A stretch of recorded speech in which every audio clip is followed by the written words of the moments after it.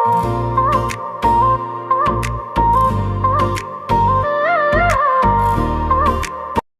Cruel billionaire love an innocent girl chapter 101 परिक्रमा करते दिल।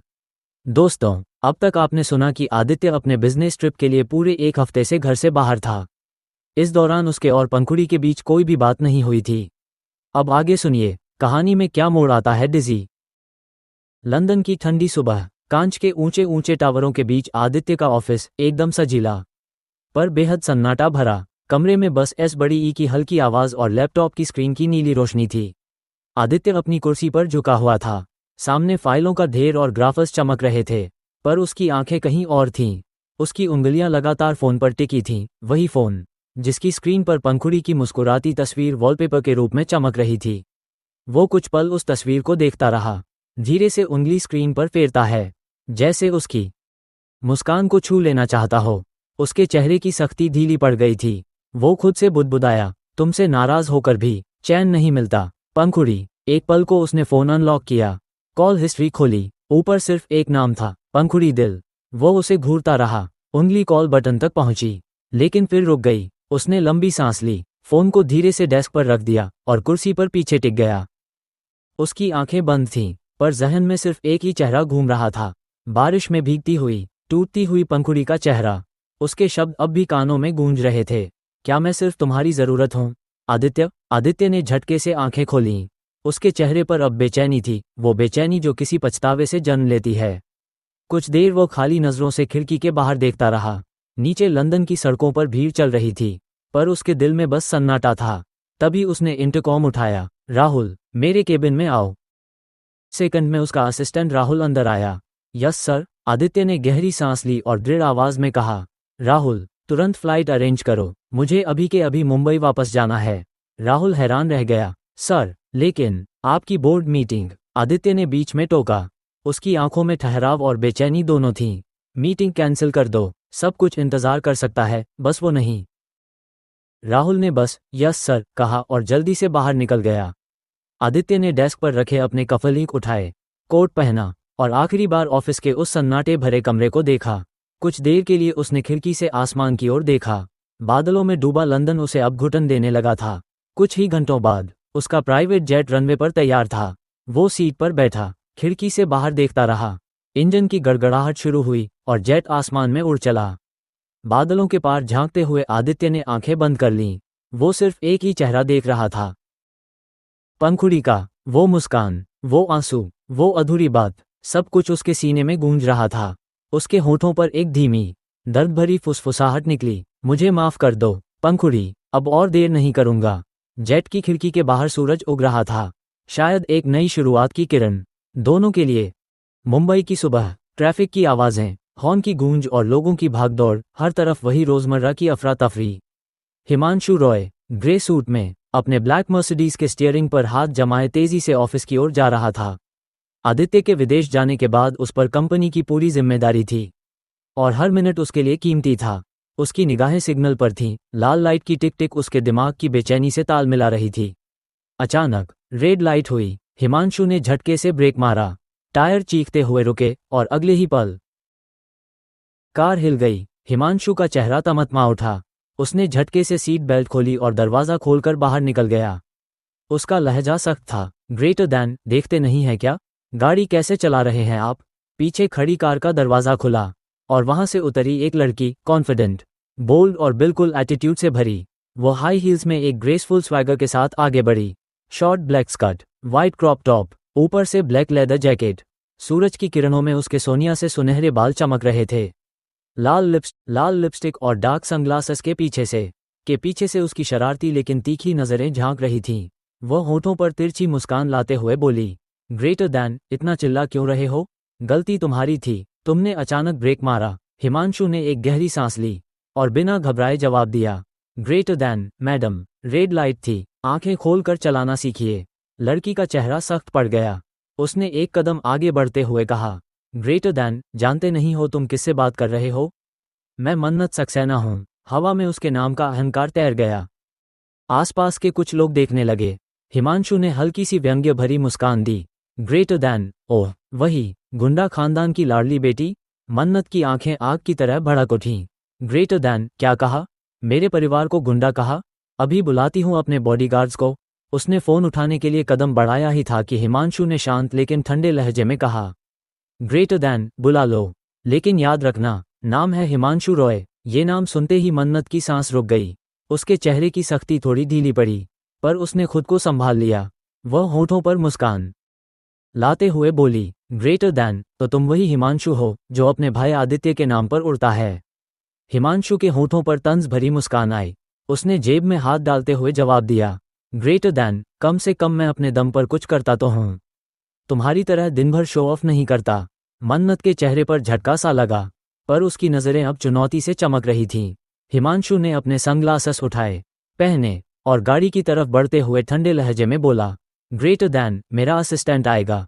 जो भी नुकसान हुआ उसका पेमेंट कर देना।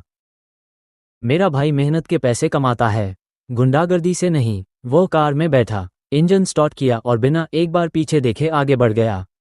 कार का शोर जैसे मन्नत की चुप्पी को चीर गया। मन्नत वहीं खड़ी रह गई। उसकी आंखों में अब गुस्सा नहीं था, बल्कि एक दिलचस्प चमक थी। उसने होठों पर मुस्कान लाए धीरे से कहा, ग्रेटर दैन हिमांशु रॉय, लगता है अब मुंबई में थोड़ा मजा आएगा। कैमरा ऊपर उठता है, सिग्नल हरा हो जाता है और मन्नत की कार उसकी कार के पीछे चल पड़ती है। एक नई टक्कर, एक नई कहानी की शुरुआत। To be continued. क्या मन्नत और हिमांशु की ये नोकझोंक किसी नई मोहब्बत में बदल जाएगी? और आदित्य, जो अब पंखुड़ी से मिलने वापस आ रहा है, क्या उनके बीच की दूरियां मिट पाएंगी? जानने के लिए सुनते रहिए Gulab, the cruel billionaire love an innocent girl, Gulab के अगले धमाकेदार एपिसोड में। The cruel billionaire love an innocent girl chapter 102 परिक्रमा करते दिल। सुबह की हल्की धूप खिड़की से कमरे में फैल रही थी। पंखुड़ी आज जल्दी उठ गई थी। उसने नाश्ता भी बना लिया था और जल्दी से खा भी लिया था। फिर वो अपने कमरे में बैठकर पढ़ाई में डूब गई थी। बुक्स काफ़ी देर तक पढ़ते रहने के बाद जब उसने घड़ी की तरफ देखा तो 1 बज चुके थे। Alarm clock. वो जल्दी जल्दी तैयार होने लगी क्योंकि उसे कोचिंग के लिए निकलना था। रास्ते की खामोशी, सड़क पर हल्की ठंडक थी। बारिश थम चुकी थी, लेकिन हवा में अब भी नमी थी, जैसे आसमान भी किसी अधूरी कहानी का गवाह बना हुआ हो। काली कार धीरे धीरे खाली सड़क पर चल रही थी। अंदर खिड़की के पास सिर टिकाए पंखुड़ी बैठी थी। उसकी निगाहें बाहर की दुनिया पर नहीं, कहीं बहुत दूर थीं, किसी याद के साए में। कार के शीशे पर हल्की धुंध जमी थी और पंखुड़ी ने उस पर उंगलियों से अनजाने में एक नाम लिख दिया। बस वही एक अक्षर, लेकिन उसके साथ जुड़ी हजारों यादें। उसकी आंखों में हल्की नमी थी, होंठ कांप रहे थे, जैसे कुछ कहना चाहती हो पर कह न पाए। दिल के अंदर तूफान था, पर चेहरा शांत। वो बार बार मोबाइल की स्क्रीन पर देखती, जिसमें आदित्य का नाम दिख रहा था, पर कॉल नहीं कर पाती। कार के अंदर बजता धीमा संगीत और बाहर की खामोशी, दोनों मिलकर एक दर्द भरा माहौल बना रहे थे। ड्राइवर ने धीरे से कहा, ग्रेटर दैन, मैडम, कोचिंग आ गई। पंखुड़ी ने खुद को संभाला, गहरी सांस ली और धीरे से उतर गई। उसने आसमान की तरफ देखा। बादलों के पीछे धूप झांक रही थी, जैसे उम्मीद की एक हल्की किरण। वो मुस्कुराने की कोशिश करती है और कोचिंग की तरफ बढ़ जाती है। चेरी ब्लॉसम नई मुलाकात। वो अभी सीढ़ियां चढ़ ही रही थी कि पीछे से एक जानी पहचानी चुलबुली आवाज आई, ग्रेटर दैन, पंखुड़ी। वो पलटी, सामने वही लड़की खड़ी थी जिसे उसने कुछ दिन पहले देखा था, मन्नत सक्सेना। आज मन्नत पहले से भी ज्यादा ग्लैमरस लग रही थी। खुले बाल, हल्का मेकअप और आत्मविश्वास भरी मुस्कान। वह हाथ हिलाते हुए आगे बढ़ी और बोली, ग्रेटर दैन, बस एक दिन मुलाकात हुई थी, फिर तो तुम गायब ही हो गई। पंखुड़ी हल्की मुस्कान के साथ बोली, ग्रेटर दैन, तुम भी तो नहीं दिखी पिछले हफ्ते। मन्नत बालों को पीछे करती हुई बोली, ग्रेटर दैन, दरअसल मेरे भाई की शादी थी, इसलिए बाहर जाना पड़ा। मेरे भाई ऐसे हैं कि जब तक मैं उनके साथ न रहूं, शादी भी नहीं करते। पंखुड़ी की आंखों में चमक आए। ग्रेटर दैन, ओह, तो तुम्हारे भाई की शादी हो गई? कॉन्ग्रेचुलेशंस। मन्नत मुस्कुराई, शरारती अंदाज में बोली, ग्रेटर दैन, थैंक यू। दोनों हंस पड़ीं और साथ साथ क्लासरूम की ओर बढ़ गईं। क्लास में घंटों तक लेक्चर चलता रहा, लेकिन दोनों की बॉन्डिंग अब बन चुकी थी। वो हर ब्रेक में बातें करतीं, नोट्स शेयर करतीं और एक दूसरे की छोटी छोटी बातें समझने लगीं। प्रेम पत्र निमंत्रण। ब्रेक के समय मन्नत ने पंखुड़ी को टेबल के नीचे से एक छोटा सा गोल्डन एनवलप दिया। उसने मुस्कुराते हुए कहा, ग्रेटर दैन, कल मैं कोचिंग नहीं आऊंगी। पंखुड़ी ने हैरानी से पूछा, ग्रेटर दैन, क्यों, तबीयत खराब है क्या? मन्नत ने मुस्कुराते हुए सिर हिलाया। ग्रेटर दैन, नहीं, कल हमारे घर घर वेडिंग रिसेप्शन पार्टी है और ये कार्ड तुम्हारे लिए, दादाजी ने कहा है। उस प्यारी सी लड़की को जरूर बुलाना। उसने कार्ड पंखुड़ी की ओर बढ़ाया। गोल्डन बॉर्डर वाला वो कार्ड बेहद खूबसूरत था। उस पर लिखा था, Saxena family invites you to a night of celebration and new beginnings. Pankhuri ने हल्की मुस्कान के साथ कार्ड लिया। ग्रेटर दैन, थैंक यू मन्नत, पर मुझे पहले घर वालों से पूछना पड़ेगा। अगर उन्होंने इजाज़त दी तो ज़रूर आऊंगी। मन्नत ने उसका हाथ थामा और बोली, ग्रेटर दैन, ओके, पर आना ज़रूर, प्लीज़।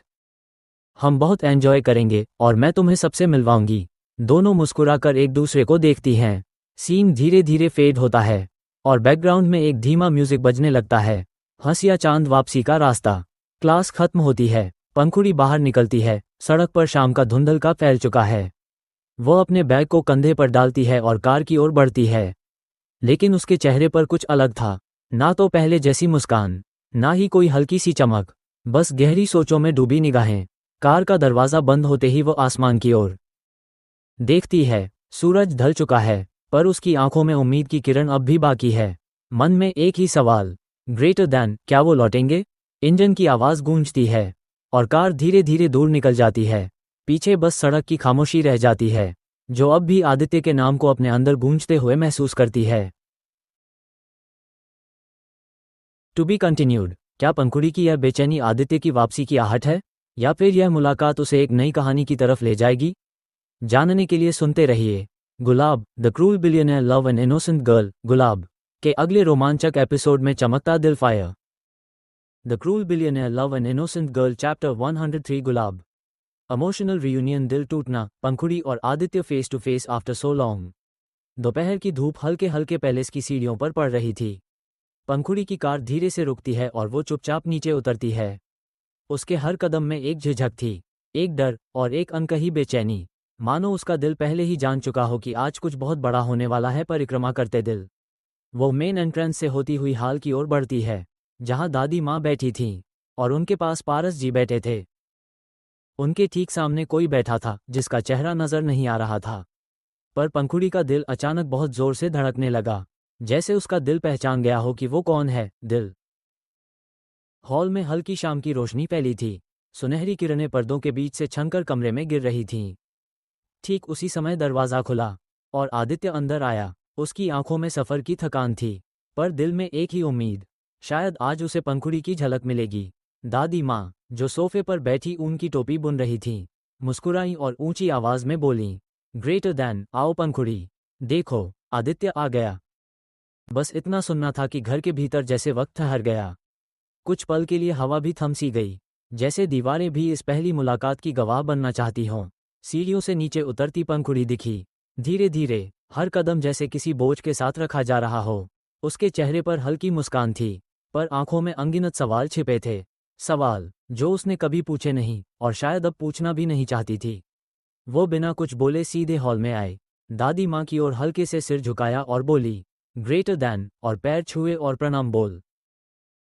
फिर एक नज़र आदित्य पर डाली, बस एक नज़र, इतनी गहरी कि आदित्य का दिल जैसे वहीं थम गया। पंखुड़ी ने मुस्कुराने की कोशिश की, पर होठों पर वो मुस्कान अधूरी रह गई। उसने चुपचाप अपना बैग टेबल पर रखा और बिना कुछ बोले किचन की ओर बढ़ गई।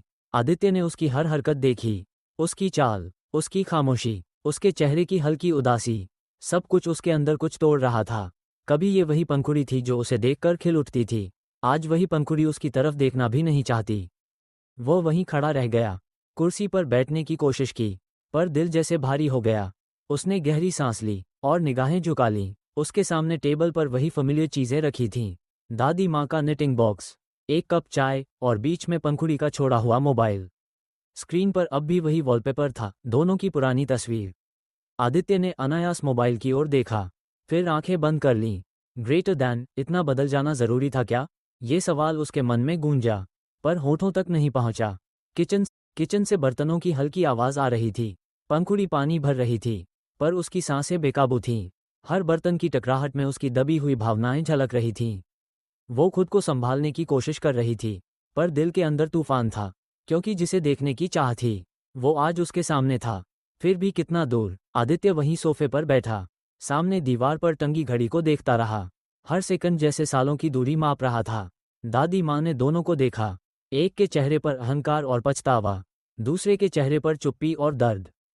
इस सवाल से डील की है, वो तो बड़ा चालाक आदमी है, उसे मानना आसान नहीं। आदित्य हल्की मुस्कान देता है। ग्रेटर दैन, आपके पोते ने कभी किसी से हार मानी है क्या? पारस जी हंस पड़ते हैं। ग्रेटर दैन, बिल्कुल नहीं। हमारा पोता तो सबसे बड़े शेरों से जीतने की ताकत रखता है। सब हंसते हैं, पर आदित्य के दिल में सन्नाटा था। उसकी आंखें अब भी उस सीढ़ी की ओर थीं जहां से पंखुड़ी अभी अभी गई थी। कमरे की खामोशी। थोड़ी देर बाद आदित्य उठता है और अपने रूम की तरफ बढ़ जाता है। डोर के पास पहुंचकर कुछ पल ठहरता है। उसके दिल की धड़कन तेज हो रही थी। जिस इंसान से पूरी दुनिया डरती है, वो आज एक लड़की के सामने घबराया हुआ था। धीरे से उसने दरवाज़ा खोला। कमरा शांत था, सिर्फ पन्ने पलटने की आवाज़ आ रही थी। पंखुड़ी स्टडी टेबल पर बैठी पढ़ाई कर रही थी, ओपन बुक। आदित्य ने जैकेट उतारी और बस उसे देखने लगा। वो जैसे उसकी दुनिया थी, पर उस दुनिया में अब वो खुद नहीं था। वो बाथरूम की ओर चला गया और वहीं खामोशी में डूब गया। पंखुड़ी को पता था कि आदित्य लौट आया है। उसकी सांसें तेज हो गई थीं। उसने आंखें बंद की और मन ही मन कहा, ग्रेटर दैन, मुझे समझ नहीं आता आज की रात क्या लेकर आएगी, हंस या चांद। To be continued. क्या आदित्य और पंखुड़ी के बीच की ये खामोशी टूटेगी, या ये दूरी अब और बढ़ जाएगी? जानने के लिए सुनते रहिए। Gulab, the cruel billionaire love an innocent girl, Gulab के अगले दिल छू लेने वाले चैप्टर में परिक्रमा करते दिल। The cruel billionaire love an innocent girl, परिक्रमा करते दिल, चैप्टर 104, दिल से जुड़े दर्द के रिश्ते, परिक्रमा करते दिल। रात गहराती जा रही थी। कमरे में बस खिड़की से आती हल्की सी चांदनी थी जो फर्श पर बिखरी पड़ी थी, हंसिया चांद। आदित्य को फ्रेश होने में काफी देर लग गई थी। लगभग 1 घंटा बीत चुका था जब वो बाथरूम से बाहर आया। उसने नाइट सूट पहन लिया था। बाल हल्के हल्के भीगे हुए थे, पर उसके चेहरे पर अब भी वही थकान और बेचैनी थी। वो जैसे ही कमरे में आया तो देखा कि स्टडी टेबल खाली थी। जहां कुछ देर पहले पंखुड़ी बैठी पढ़ाई कर रही थी, अब वहां बस किताबें और पेन रखे थे। आदित्य ने नज़र घुमाई और उसकी नज़र बेड पर पड़ी। पंखुड़ी लेटी हुई थी। उसने अपनी देह पर चादर ओढ़ रखी थी। बस उसका चेहरा चांदनी की रोशनी में चमक रहा था। आंखें बंद थीं। माथे पर एक हाथ रखा था, मानो किसी गहरी सोच में खोई हो। आदित्य के दिल में टीस उठी। वो धीरे धीरे उसकी तरफ बढ़ा और खिड़की के पास जाकर चांद की ओर देखने लगा। मैं कितना घटिया इंसान हूँ। अपने गुस्से को कभी कंट्रोल नहीं कर पाया, और उस गुस्से ने मुझे उस लड़की से दूर कर दिया जो मेरी जिंदगी की सबसे बड़ी खुशी थी। पंखुड़ी। उसकी आवाज़ धीमी थी, पर हर शब्द में सच्चा पछतावा था। वह धीरे से फर्श पर बैठ गया। उसकी नज़रें अब भी चांद पर थीं। ग्रेटर दैन, जिसे भी मैंने अपना प्यार दिया, वो मुझसे दूर चला गया, और अब तुम भी। शायद मेरी किस्मत में प्यार को खोना ही लिखा है। वो थका थका सा उठता है, जैसे किसी आदत की तरह ड्रॉयर से सिगरेट का पैकेट निकालने जाता है। पर जैसे ही वो बढ़ता है, कमरे के अंधेरे में उसका पैर एक गुलदस्ते से टकराता है। वो नीचे गिर जाता है और गिलास के टूटने की आवाज़ कमरे में गूंज उठती है। पंखुड़ी तुरंत डरकर उठ बैठती है, फेयरफुल। वो साइड लैंप ऑन करती है और सामने आदित्य खड़ा था। उसके हाथ में सिगरेट का पैकेट था और उसी हाथ में पट्टी बंधी हुई थी। वो हाथ वही था जिसने कभी गुस्से में पंखुड़ी पर उठने की कोशिश की थी। पर आज वही हाथ खुद जख्मी था। पंखुड़ी की सांसें थम गईं। वो सब समझ गई थी। ये चोट किसी झगड़े की नहीं, किसी सजा की थी जो उसने खुद को दी थी। आदित्य ने देखा कि पंखुड़ी की नज़रें उसके घाव पर टिक गई हैं। वो कुछ नहीं कहता, बस मुंह फेर लेता है। पंखुड़ी धीरे से उठती है, अलमारी से मेडिकल किट निकालती है और उसकी ओर बढ़ती है। आदित्य मुड़कर बाहर जाने ही वाला होता है कि पंखुड़ी उसका हाथ पकड़ लेती है। उसकी आवाज़ धीमी पर दृढ़ थी। ग्रेटर दैन, आपकी पट्टी पुरानी हो चुकी है, प्लीज़ मुझे बदलने दीजिए। आदित्य चुपचाप पलटता है। पंखुड़ी उसकी नज़रों से नज़रें नहीं मिला पाती, पर उसका हाथ थामे रहती है। वो बहुत धीरे धीरे पट्टी खोलती है और देखती है कि घाव पुराने नहीं थे, बल्कि जैसे जलाए गए हों, और अब भी ताज़े दर्द से भरे हुए। उसके गले में एक हुक उठती है। वो कुछ नहीं कहती, बस ट्यूब निकालती है और सावधानी से घाव पर मरहम लगाती है। आदित्य बस उसे देखता रह जाता है। हर स्पर्श में उसे पंखुड़ी का प्यार, स्नेह और चिंता महसूस होती है। उसकी आंखों में दर्द था, लेकिन उस दर्द में ही तो प्यार की सच्चाई छिपी थी। जब पट्टी बदल गई, पंखुड़ी ने धीरे से कहा, ग्रेटर दैन, हो गया, अब आप जा सकते हैं, मुझे पूजा करनी है। वो चुपचाप मुड़ने लगी, पर तभी आदित्य ने पीछे से उसका हाथ थाम लिया। उसके स्पर्श में एक बेचैनी थी, एक सच्चाई थी जो अब और छुप नहीं सकती थी। वो झट से उसे अपनी ओर खींचता है, और पलक झपकते ही पंखुड़ी उसकी गोद में आ गिरती है। वो चौंक जाती है। क्या बदतमीजी है ये, आदित्य। पर आदित्य उसकी आंखों में देखते हुए कहता है, बदतमीजी नहीं, अपनी बीवी को गले लगा रहा हूं। उसके शब्दों ने जैसे कमरे की हवा को रोक दिया। पंखुड़ी की आंखें नम हो गईं। ग्रेटर दैन बीवी, बीवी समझते भी हैं आप मुझे? मुझे तो लगा मैं आपकी ज़रूरत बनकर रह गई हूँ। आदित्य की आवाज़ भारी थी। ग्रेटर दैन, ज़रूरत नहीं, मेरी जिंदगी हो तुम। पंखुड़ी कुछ पल चुप रही, फिर हल्का सा मुस्कुराई, पर वो मुस्कान दर्द में भीगी थी। वो धीरे से उठी, चादर ओढ़ी और बिना कुछ बोले सोने चली गई। आदित्य उसे देखता रह गया और फिर बिस्तर के किनारे बैठा, लंबी सांस लेकर बुदबुदाया, ग्रेटर दैन, कितनी तीखी हो गई है ये। पहले लगा था इसे संभालना आसान होगा, पर अब तो ये मेरे दिल की धड़कन बन गई है, संभलता ही नहीं। वो तकिए से सिर टिकाता है और कुछ ही देर में उसकी आंखें बंद हो जाती हैं। पंखुड़ी भी गुस्से और थकान में सो जाती है। रात एक अजीब सी खामोशी में डूब जाती है, पर हवा में अब भी एक अनकही मोहब्बत की खुशबू तैर रही थी। To be continued. क्या सुबह का सूरज इन दोनों के बीच की ठंडी खामोशी को तोड़ेगा, या फिर उनकी दूरियां और बढ़ जाएंगी? जानने के लिए सुनते रहिए परिक्रमा करते दिल, the cruel billionaire love an innocent girl. परिक्रमा करते दिल के अगले रोम, the cruel billionaire love an innocent girl. Cherry blossom chapter 105, दिल के फैसले। Cherry blossom. सुबह की हल्की सी धूप पर्दों से झांकती हुई कमरे में फैल चुकी थी। महल की फिजा में एक अजीब सी खामोशी थी। आदित्य ऑफिस के लिए निकल चुका था और पंखुड़ी दादी माँ के कमरे में बैठी हुई थी। दादी माँ की गोद में आज भी वही पुराना तकिया था, जिसे वो हमेशा सुबह सुबह थामे बैठी रहती थीं। पंखुड़ी उनके पास जाकर धीरे से बैठ गई। दादी, एक बात पूछनी थी। गुलाबी देवी मुस्कुराईं। ग्रेटर दैन, हाँ बेटा। क्या हुआ? पंखुड़ी थोड़ा झिझकते हुए बोली। ग्रेटर दैन, दादी, जहाँ मैं कोचिंग जाती हूँ ना, वहाँ मेरी एक दोस्त बनी है, मन्नत सक्सेना। उसके भाई की शादी हुई थी और कल उनका रिसेप्शन है। उसने मुझे इनविटेशन दिया है, तो मैं जाऊं कि नहीं? गुलाबी देवी ने कुछ पल सोचा, फिर बोली, ग्रेटर दैन, अच्छा, मन्नत सक्सेना की फैमिली, हाँ, मैं जानती हूँ उन्हें। उनका कार्ड तो हमारी फैमिली के पास भी आया है, पर आज दादाजी बिजी हैं, तो हम नहीं जा पाएंगे। लेकिन तुम जा सकती हो, हमारे परिवार की तरफ से। बस एक बार आदित्य से पूछ लेना, अगर वो जाना चाहे तो साथ चले जाना, वरना हिमांशु से कह देना।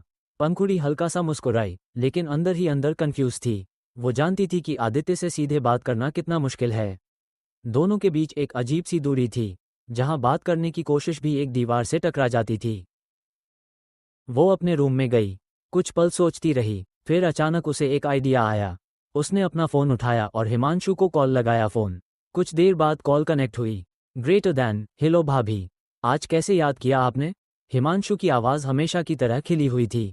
पंखुड़ी मुस्कुराई। ग्रेटर दैन, वो कुछ पूछना था। मेरी दोस्त मन्नत का इनविटेशन आया है, उसके भाई की शादी का रिसेप्शन है। सोचा आपसे पूछ लूं, भैया जा रहे हैं क्या? हिमांशु ने कहा। ग्रेटर दैन, अच्छा अच्छा, ठीक है भाभी, मैं भैया से पूछकर बताता हूँ। कॉल कट हो गई। पंखुड़ी को नहीं पता था कि आगे क्या होगा, पर दिल के अंदर कहीं न कहीं एक उम्मीद थी, शायद आदित्य उसके साथ जाएगा। थोड़ा सा फ्लैशबैक। हिमांशु अपने ऑफिस के केबिन में बैठा था। वो अपने मोबाइल में पंखुड़ी की मिस्ड कॉल देखता है और मुस्कुराता है। ग्रेटर दैन, भाभी भी ना, आधी बात बोलकर फ़ोन काट दिया। चलो, अब भाई से खुद पूछता हूँ। वो अपनी फाइल उठाता है और सीधे आदित्य के केबिन की ओर बढ़ता है। दरवाजे पर नॉक करता है। अंदर से आदित्य की आवाज़ आती है, ग्रेटर दैन, कम इन। हिमांशु अंदर आता है। आदित्य किसी इंटरनेशनल कॉल पर बात कर रहा था, इसलिए हिमांशु चुपचाप उसके सामने वाली कुर्सी पर बैठ जाता है। लगभग 5 मिनट बाद कॉल खत्म होती है। आदित्य अपने लैपटॉप में कुछ नोट्स टाइप करने लगता है।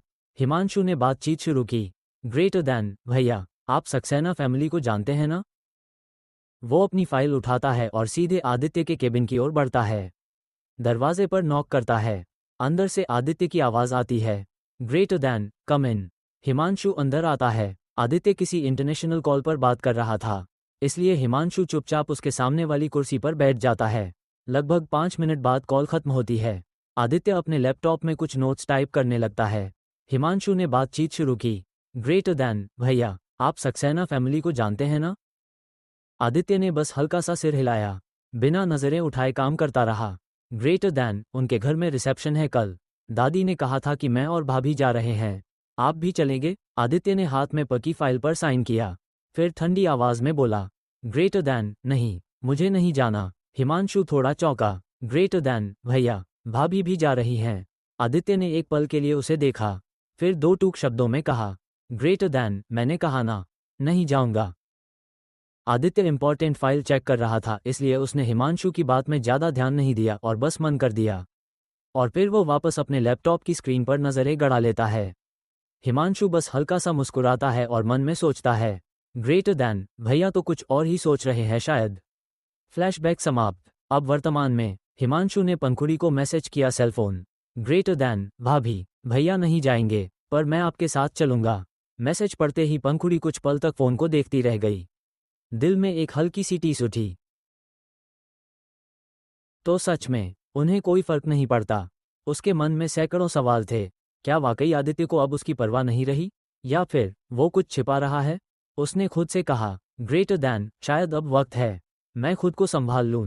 अगर वो नहीं आएंगे तो भी मैं जाऊंगी। वो अपने बालों को ठीक करती है, आईने में खुद को देखती है और एक हल्की सी मुस्कान चेहरे पर लाती है।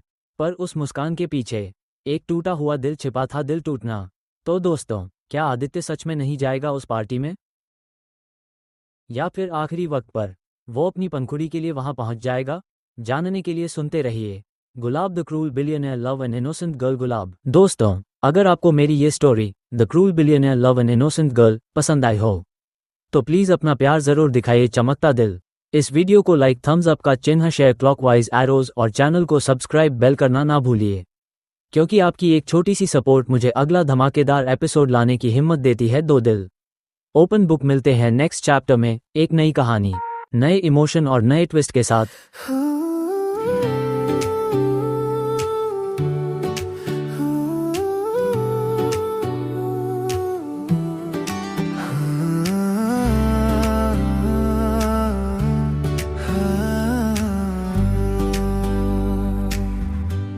धड़कनों की गूंज है, आंखों में एक नूर है, रास्ते मिल जाए जब तू मेरे दूर है। जब तेरी यादों से तन्हा मेरी रात हो, सांस रुक जाए तो पीछे से तुम्हें पुकारूं। खुद को बहकाऊं, नैन बिछाऊं, मेरे तो दिन छोटे पड़ गए। प्यार में